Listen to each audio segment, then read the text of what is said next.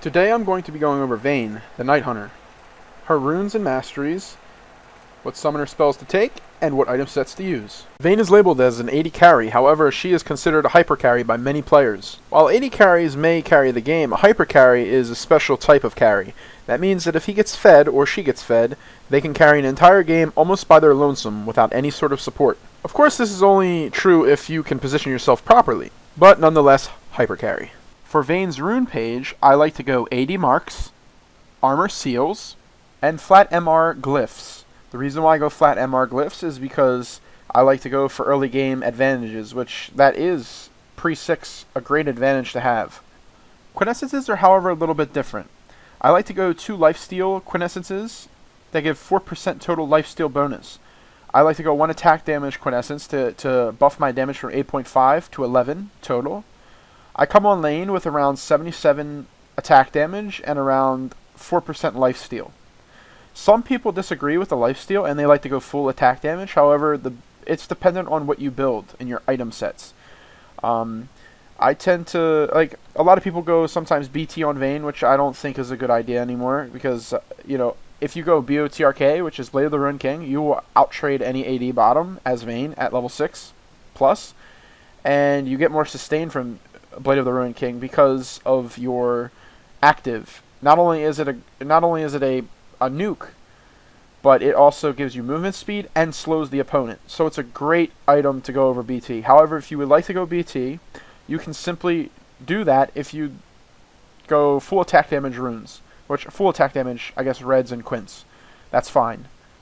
It's not unviable, but it's definitely a little bit less viable than the 4% lifesteal with 1 extra attack damage quint.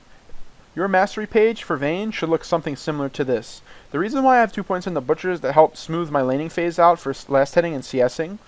The reason why I took 2 points out of Havoc, because in my opinion Havoc isn't really worth it. You only gain 1.66% extra damage per auto attack.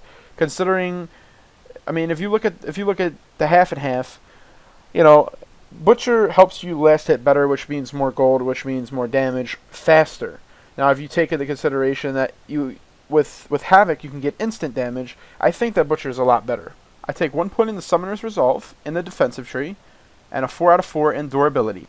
In the utility tree, I like to take Summoner's Insight, and then put 3 points into meditation. The reason why I put 3 points into meditation is so I can spam my abilities more. Item builds are quite simple for Vayne. I open up my build with a Doran's Blade. As a core build for Vayne, I like to go Blade of the Ruined King into attack speed boots. From there you have 2 choices, a Phantom Dancer or a Static Shiv. I tend to go Phantom Dancer myself, however that's because I like to try to push for late game. Static Shiv is also another viable option for your 3rd slot item. Static Shiv allows you to farm the lane very well, and also push lanes whenever you please, so you can split push properly. Your 4th item should be a big damage item, like Infinity Edge or Bloodthirster. 5th and 6th item are definitely up to you, however, on the 5th item I would go either some sort of survivability item, or just go a Last Whisper. Now if you don't go for Last Whisper, then there are an assortment of other defensive items that you can go that will help you secure the victory for your team. Starting from top to bottom, Randuin's Omen. Now this item is really interesting because you can use it to slow down anybody in an AoE radius.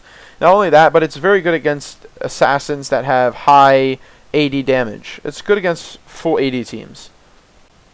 The 2nd item, from top to bottom, is Zhonya's Hourglass. Now this item is mainly used for AP carries that are pretty squishy, and it has a active that essentially gives you invulnerability for 2 seconds. It's great against teams that have high skill shot base damage, and I'm talking like a Jace, hard engages like an Amumu ult, when they want to lock down the AD carry. It's great to counter them. It's essentially a Kale ult. 3rd item down is the Warmogs. It is considered one of the highest health items in the game. It's not as good as certain ones for situations. Like, for example, GA gives you a 2nd life. Randuin's gives you a utility slow on active. Zhonya's gives you some sort of, it's like kind of like a Kale ult, as I've said before.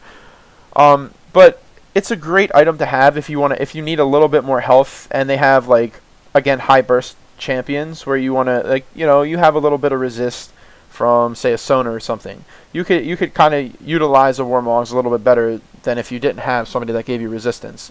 And it's also another great item to go if you don't want to, if nobody on your team has built a runic bulwark or anything of that sort. Fourth item down from the top is the Guardian Angel. It is essentially something that gives you a little bit more tanky stats and it adds a second life to the game. So say for example you're going in and you get insta-gibbed. It'll give you enough time for your team to get there and engage a fight for you to come out of that. And it's not as good as other items in my opinion. It's still very good against high assassin teams. Like if you have 2 lanes that are assassin based on the enemy team, you're gonna want to go GA. It's a better option. The fifth item, which is the last item, is considered to be one of the more interesting picks for AD carries, which is the Frozen Mallet. It gives you an on-hit slow equivalent to a red buff, and it gives you 700 health total. It gives you a little bit of attack damage, but you don't buy it for that. You buy it for the utility slow. For the way I like to build, which is I always rush a BOTRK, I like to max out Silver Bolts first. However, at level 1, I like to get 1 point in the Tumble, 1 point in the Silver Bolts at level 2, and at level 3, Condemn. So I have all 3 of my skills if I need to make a play on bottom lane. At level 9, I should be maxing my Silver Bolts while grabbing 1 point into Final Hour at level 6, and maxing it by level 16. Silver Bolts, after Silver Bolts, you want to max out Tumble, and then you want to max out Condemn as the final ability that you max. If you would like to debate what I've said here, or you would like to leave questions, leave them in the comments below, and I'll get to them as fast as I can. Or if you'd like to drop me an email at crowderlolgg@gmail.com, I'll get to you a lot faster than I would if I were to read the comments.